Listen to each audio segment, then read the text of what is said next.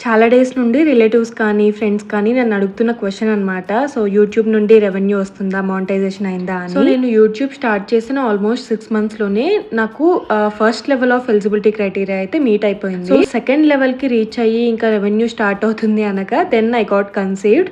So, తర్వాత నేను వీడియోస్‌కి బ్రేక్ ఇచ్చాను. అండ్ ఇవాంష్ కొంచెం పెద్దయ్యే వరకు అప్పుడప్పుడు అలా చేస్తూ ఉన్నాను కానీ కంప్లీట్‌గా అయితే చేయలేదు.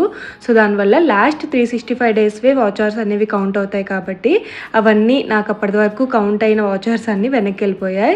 సో, తర్వాత నుంచి అయితే నాకు మళ్ళీ ఫస్ట్ నుండి స్టార్ట్ అయినట్టు సో, వాచర్స్ అయితే స్టార్ట్ అవ్వడం జరిగింది. ఎనీవేస్ ఓన్లీ మనీ ఎర్న్ చేయడానికి నేను యూట్యూబ్ స్టార్ట్ చేయలేదు కాబట్టి so, I will do content creation as long as I can do.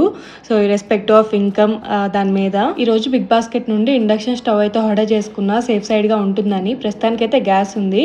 But anyways risk ఎంతవరకు ఉంటుందో చెప్పలేం కాబట్టి ఇదైతే ఒకటి ఆర్డర్ చేసి పెట్టుకో